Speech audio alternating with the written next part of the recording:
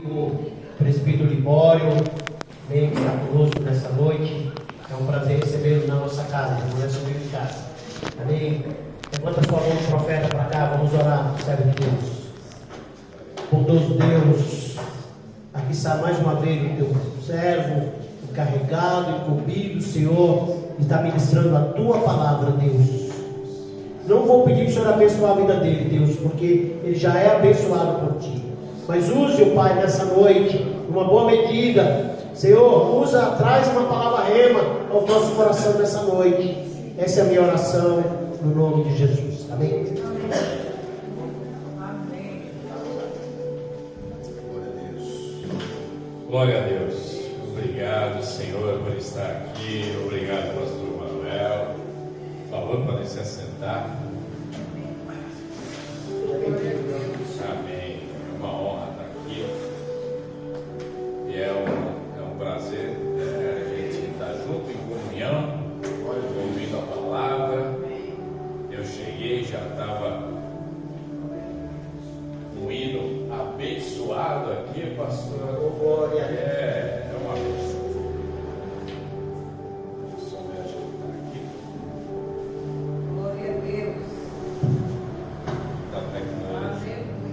Aleluia. Nós estamos vivendo um momento Obrigado, Deus. que é um momento delicado da igreja, das igrejas. É verdade. Das igrejas, não estou falando de placa de igreja, estou falando de igrejas, da igreja de Cristo. E que nós precisamos estar muito atentos e muito conscientes desse tempo que nós estamos vivendo, porque nós sabemos que no final dos tempos o amor de muitos esfriaria, e a gente sabe que nós já estamos vivendo esse tempo. E as pessoas muitas vezes não querem ouvir a palavra, não querem ouvir a pregação, não querem ouvir os profetas, e querem ouvir aquilo que é confortável aos seus ouvidos. Eita Deus, é desse jeito. E nem sempre aquilo que Deus fala é confortável aos nossos ouvidos. Meu Deus. Ai, Muitas vezes vem uma palavra de crescimento, meu Deus. vem uma palavra de conserto, vem uma palavra de ajuste, porque é impossível, quando nós convivemos em comunhão, que olhamos a vida um do outro, que de alguma maneira temos como ajudar e não ajudamos, temos como falar uma palavra de conforto e não falamos. Não podemos ver o irmão permanecer no erro e simplesmente concordar. O pastor deu um exemplo do nosso querido Diácono, que em algum tempo da vida esteve aí nos caminhos errados. E quantos não estão por aí e que com as amizades erradas, com as amizades e as palavras não baseadas na palavra do Senhor, acabam permanecendo e muito pelo contrário, afundando ainda mais numa condição de vício, de droga, numa condição de longe de Deus. E a gente precisa ter essa atenção. Por quê? Porque nós precisamos saber a quem nós temos dado ouvido. Eu vou falar hoje, se Deus permitir, uma palavra que é sobre autoridade. Mas antes, eu gostaria de compartilhar com os irmãos que Deus tocou no meu coração a respeito do que está lá em Provérbios 12, 17. Aleluia. Se os irmãos puderem abrir.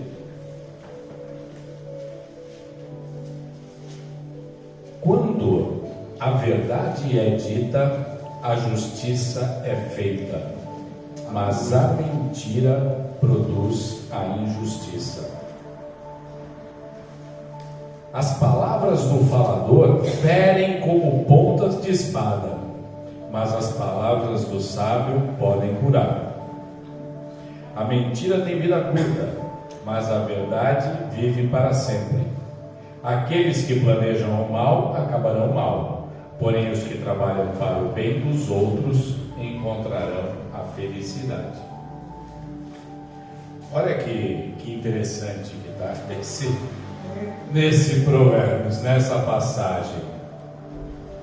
A verdade, ela é dita e a verdade produz vida. Então, se nós estamos diante de uma situação que é uma situação de prejuízo, uma situação de pecado, com toda a sabedoria que vem do alto, a gente precisa pedir sabedoria a Deus, nós não podemos nos calar e temos que falar aquilo que Deus colocou no nosso coração. Amém? Amém. Amém. Glória a Deus. Obrigado. Vamos orar. Pai amado, Pai querido, louvado seja o teu santo nome, Senhor. Nós consagramos aqui esse momento, Senhor, que tudo que for falado venha direto do teu trono, Senhor. Nos usa, nos capacita, nos dá sabedoria, Senhor, nos abençoa, Pai. Que toda palavra proferida venha do Espírito Santo, Senhor, que possa curar, trazer cura, trazer mansidão, trazer equilíbrio, Senhor. Abençoa cada vida, cada família aqui representada, Senhor, para que possa receber um pão fresco que vem de Ti, em nome de Jesus. Amém. Amém. Queridos, não coloquem suas expectativas em mim, não coloquem, mas a gente tem total dependência. Aleluia!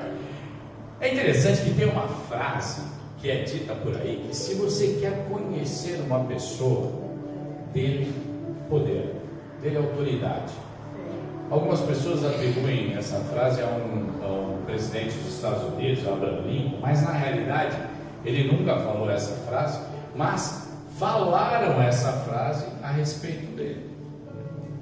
Quando citaram Abraham Lincoln, que era um presidente que era misericordioso, falaram assim: se você quer conhecer alguém, realmente dele poder, assim como teve Abraham Lincoln, que foi misericordioso. E aí depois, com o tempo, as pessoas acabaram atribuindo ao próprio Abraham Lincoln essa frase. Mas é verdade, porque quando a gente percebe que algumas pessoas têm poder, um pequeno poder, um poder sobre o dia a dia, às vezes um caixa de supermercado, como foi falado, tem poder. Tem poder ali sobre a fila andar ou a fila não andar, sobre o bem-estar do povo, tem poder. Às vezes um professor tem poder sobre diversas vidas e pode levar as vidas à morte ou à vida, com maus conselhos, com ordens. Eu, durante a minha carreira, no meu trabalho, muitas vezes, trabalhando às vezes longe de casa, eu cheguei a ter alguns chefes que, por eu trabalhar, imagina, eu trabalhava em Campinas, longe, e aí teve algum momento que as pessoas marcavam a reunião às 8 da manhã.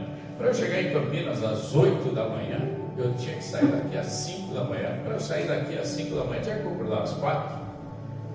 E isso era bem complicado.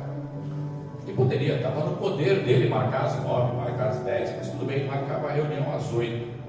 E eu saía de manhã. Me causava um sofrimento, eu tinha que sair da minha casa mais cedo, mas tudo bem, tudo certo. A gente conhece as pessoas verdadeiramente quando tem autoridade, quando tem poder. E a gente precisa perceber isso, porque em algum momento nós podemos ter poder a respeito de outras pessoas.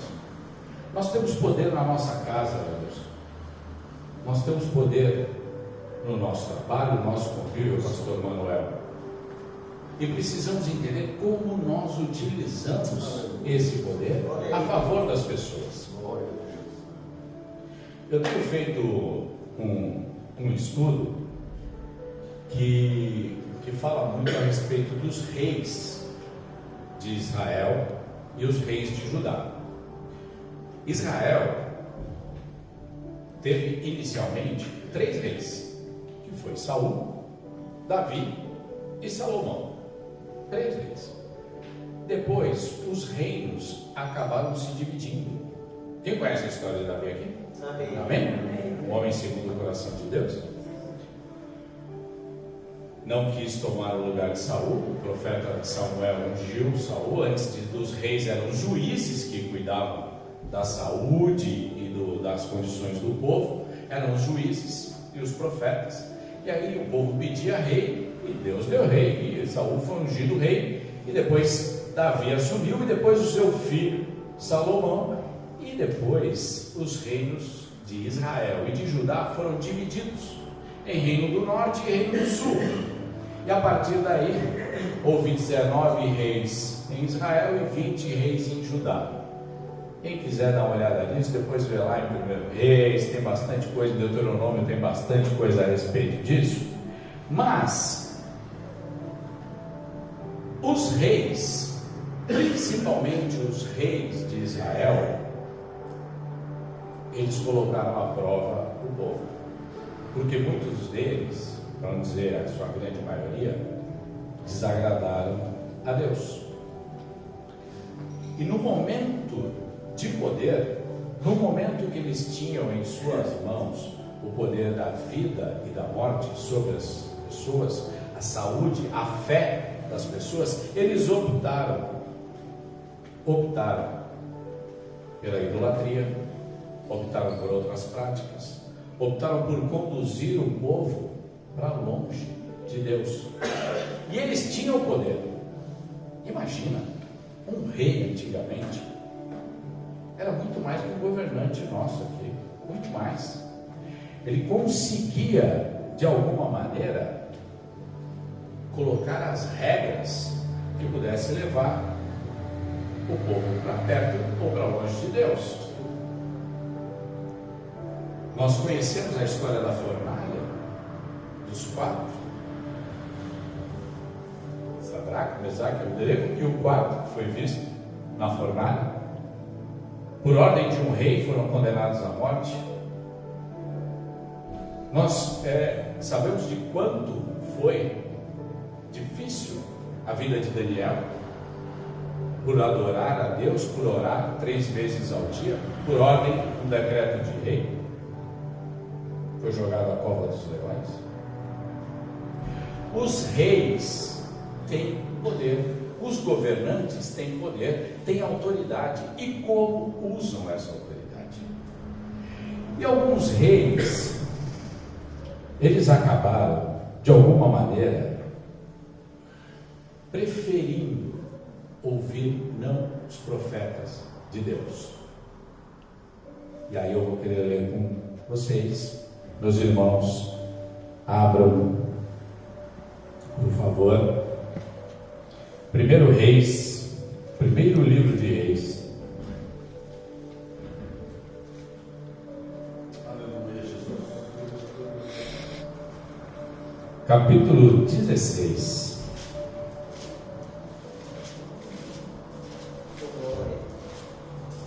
De 29 a 33.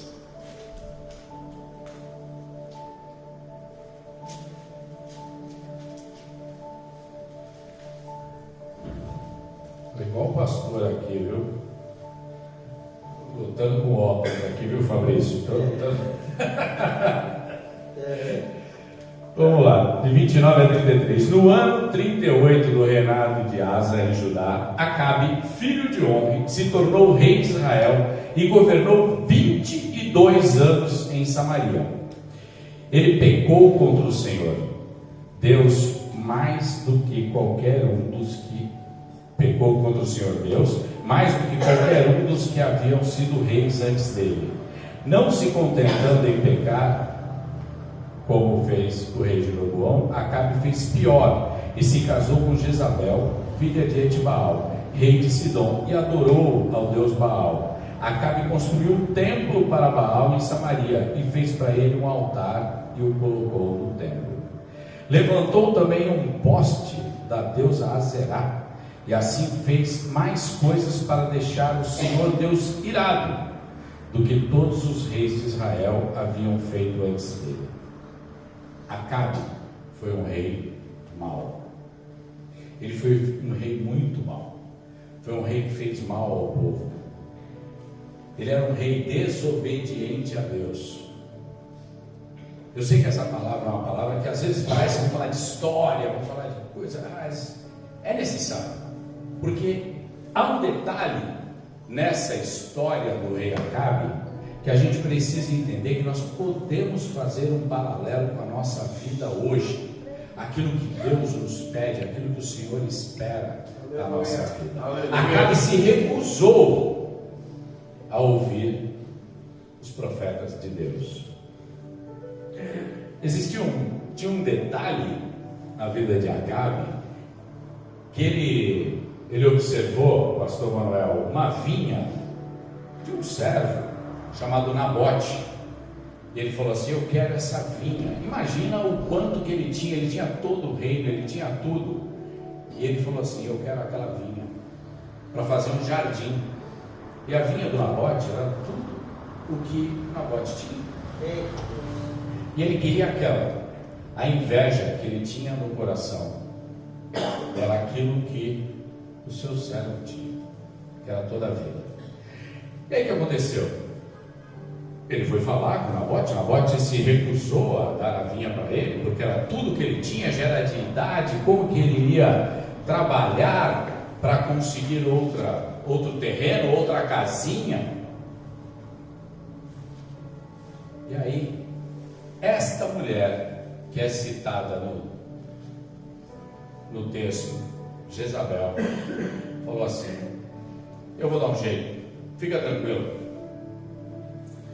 E ela arrumou algumas testemunhas falsas para falar mal de Nabote, e assim o condenar à morte, e o rei poder pegar a vinha de Nabote. Olha como grave é isso. Testemunhas falsas, provocada pela inveja daquilo que o outro tinha. E ele tinha tudo, o rei tinha tudo, ele não precisava daquela vinha, ele não precisava daquela vinha. Nós estamos vivendo, irmãos, numa sociedade que é uma sociedade extremamente adoecida, onde as pessoas acabam comprando o que não precisam para agradar quem precisa, eles não precisam usar, pelo simples prazer de ter, pelo simples prazer de prejudicar o outro. E quando eu li no começo que a verdade precisa ser dita, e a gente tem que falar mesmo, é porque hoje a internet tem uma enxurrada de coisas que acabam provocando desejos no teu coração, de que te afastam da vontade de Deus. São coisas que você não precisa comprar, são coisas que você não precisa ter.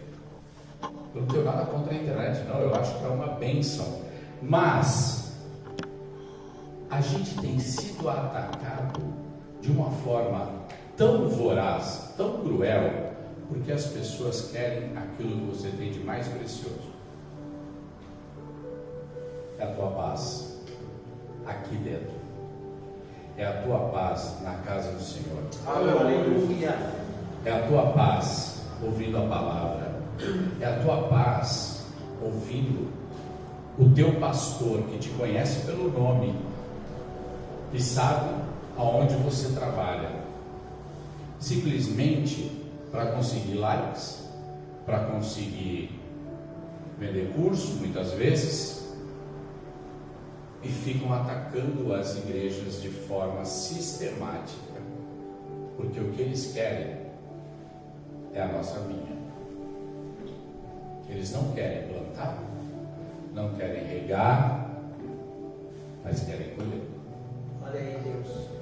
E a gente precisa estar muito atento nisso e cada vez mais estarmos unidos como igreja, porque esse tempo, ele é chegado. A gente sabe como é difícil e como temos que estar de forma constante em oração. Esse rei, ele planejou ainda mais, o rei Acabe, ele planejou atacar uma cidade. Nós vamos ler lá em 1 Reis 22, só dando um pouquinho para frente aí. O pastor, eu tenho que correr, o pastor aqui, eu tenho que respeitar o que o pastor me mandou aqui, então eu tenho que dar uma corridinha aqui, viu, pastor? Amém.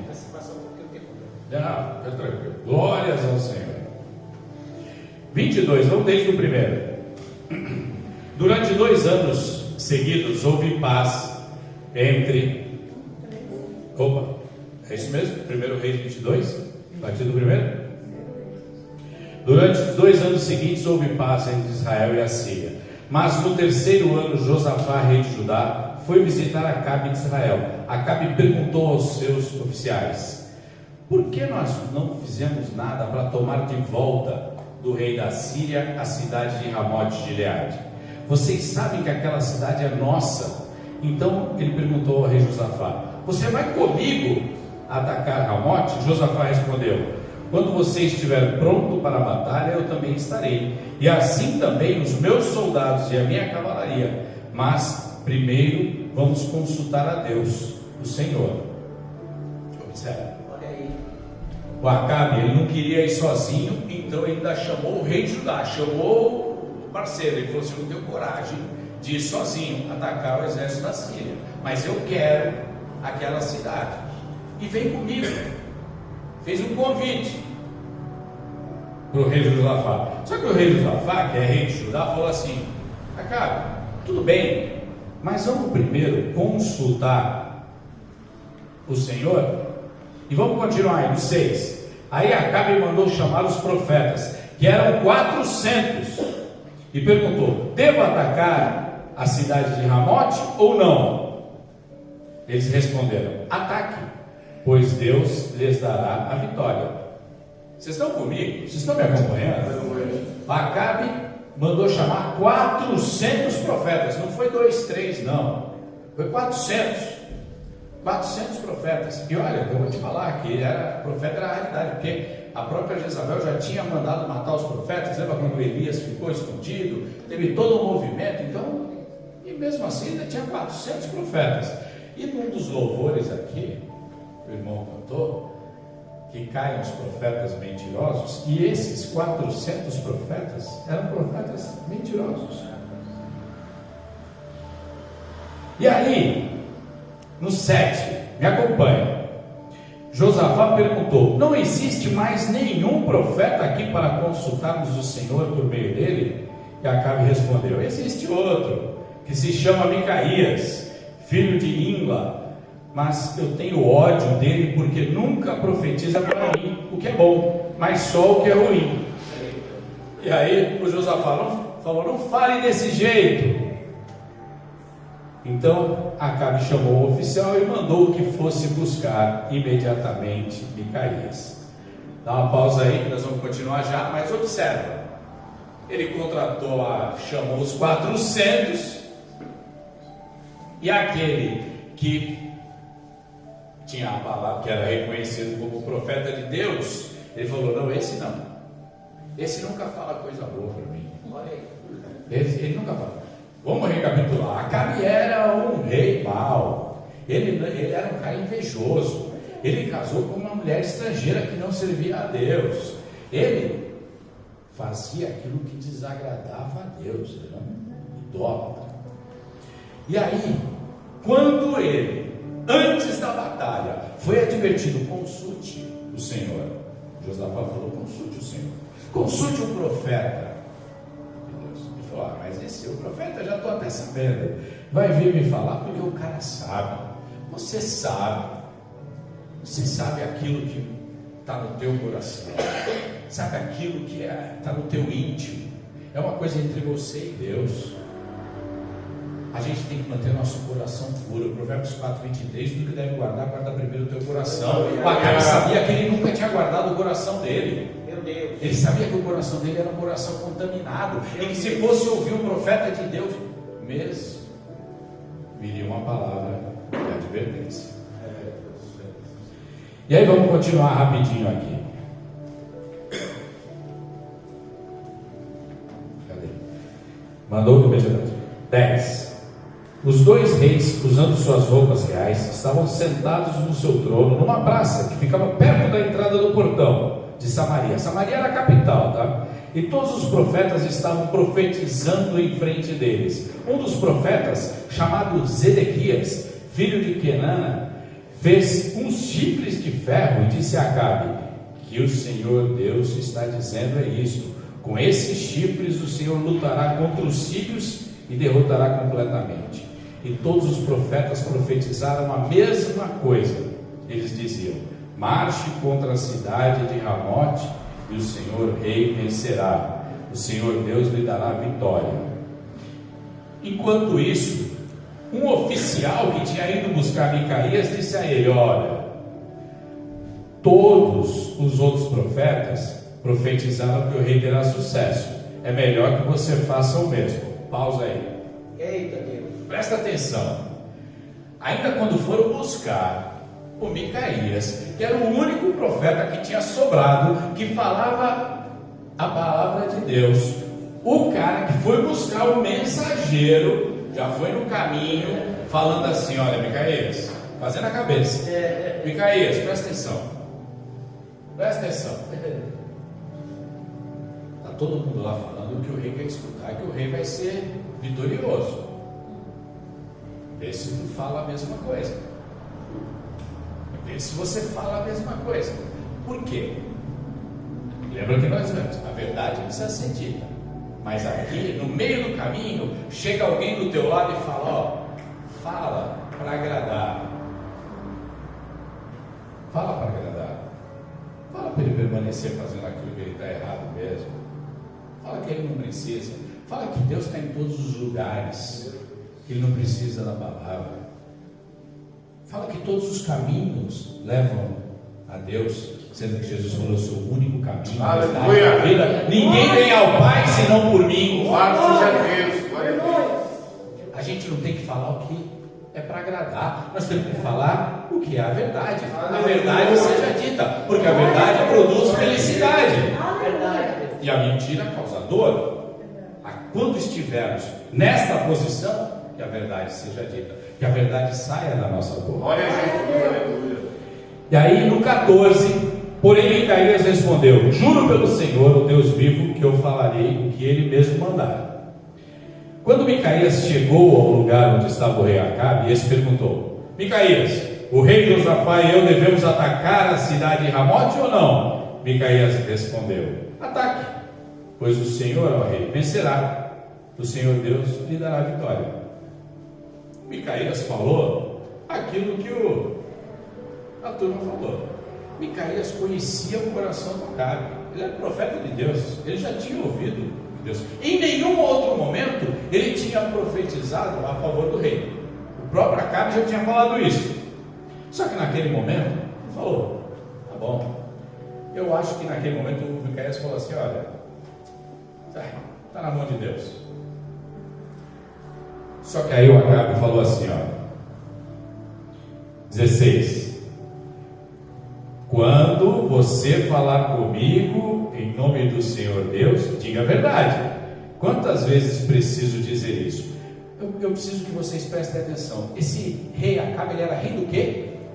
Ele era rei de Israel. Então, o rei de Israel conhecia a palavra de Deus. Não significa que ele seguia a palavra de Deus, porque ele não seguia, mas ele conhecia a palavra de Deus. Então tem muita gente que conhece a palavra de Deus, mas não pratica. Ele era um rei de Israel, então ele conhecia, ele foi criado com conhecimento, com preparação. Mas, e aí ele sabia o quanto valia. Mas, olha, observa. Aí o 17, Micaías respondeu: vejo o exército de Israel espalhado pelos morros como ovelhas sem pastor. E o Senhor Deus diz: estes homens não têm chefe, e eles voltem para casa em paz. Então Acabe disse a Josafá: eu não te falei? Eu não te disse que ele nunca profetiza coisas boas? Ele sempre diz alguma coisa ruim? Micaías continuou: agora escute o que o Senhor Deus está dizendo. Eu vi o Senhor sentado no trono do céu, com todos os seus anjos à sua direita e à sua esquerda. E ele perguntou: quem enganará Acabe para que vá a Ramote e seja morto? Já havia um movimento espiritual naqueles 400 profetas anteriores aqueles 400 profetas anteriores, em que Micaías teve esse discernimento espiritual. A gente precisa ter discernimento espiritual, porque o Acabe, ele não tinha escuta, ele não tinha ouvido para a verdade, ele queria a mentira. Na realidade, quando Micaías falou a verdade para ele não aceitou.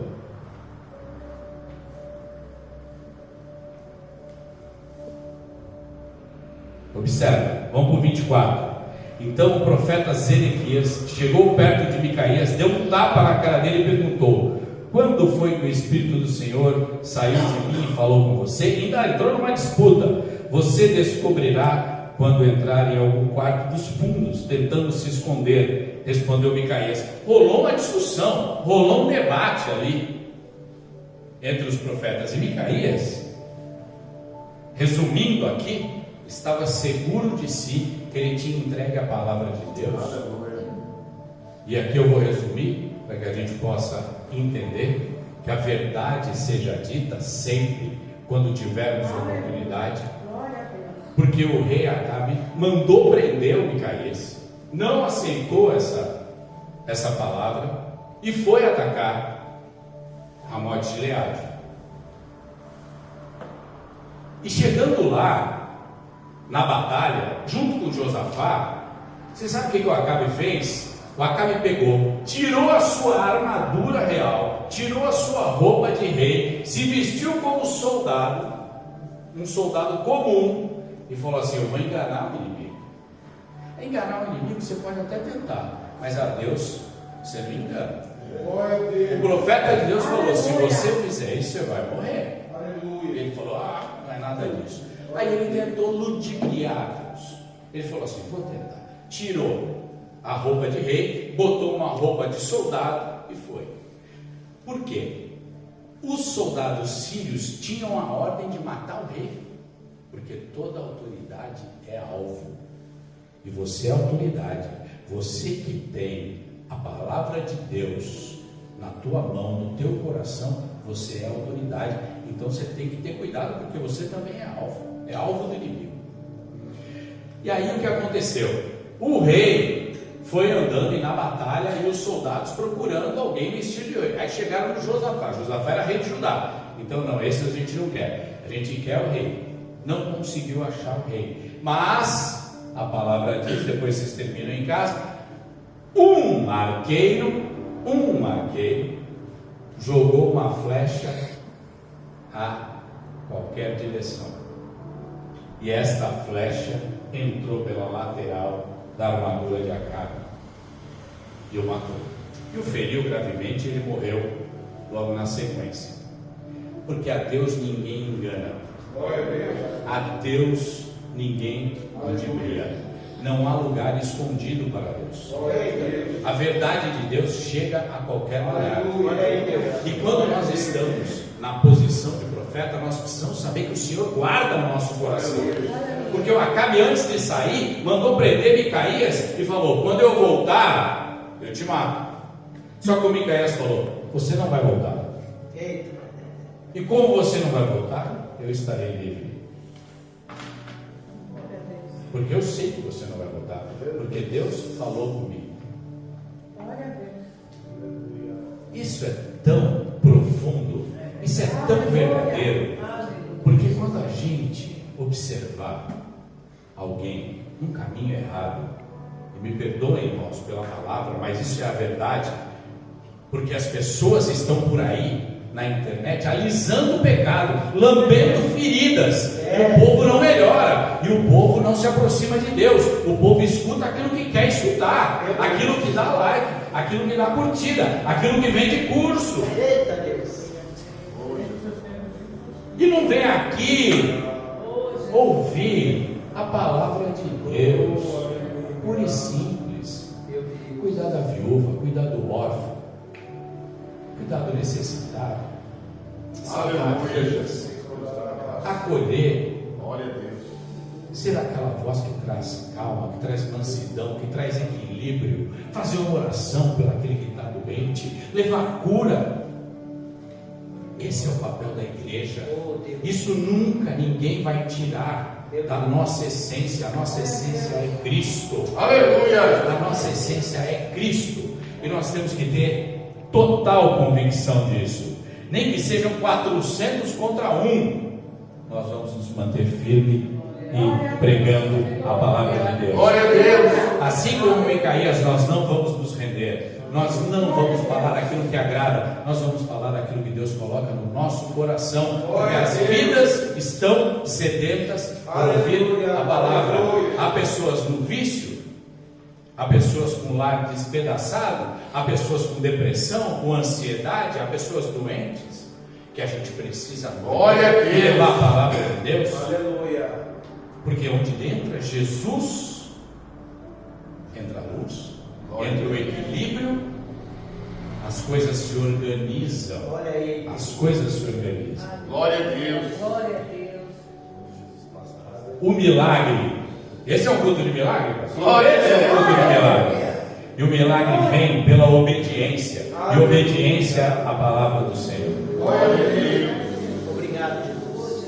Lá em Atos dos Apóstolos 5:29, os apóstolos foram levados ao Sinédrio para serem interrogados pelo sumo sacerdote, que ele disse: demos ordens a vocês para que não ensinassem no nome de Cristo. Contudo, vocês encheram Jerusalém com a sua doutrina e nos querem tomar culpados pelo sangue desse homem. Pedro e os outros apóstolos responderam: é preciso obedecer a Deus antes do que aos homens. Glória a Deus. Pedro nos deu esse exemplo. A verdade permanece. Nós temos que pregar o evangelho verdadeiro, Glória a Deus. simples, que é Jesus. É aquele que cura, é aquele que traz equilíbrio e Glória a paz Deus. para Aleluia. nossas vidas. Sejamos sal, sejamos luz nesse mundo tenebroso. Que o Senhor nos abençoe em nome de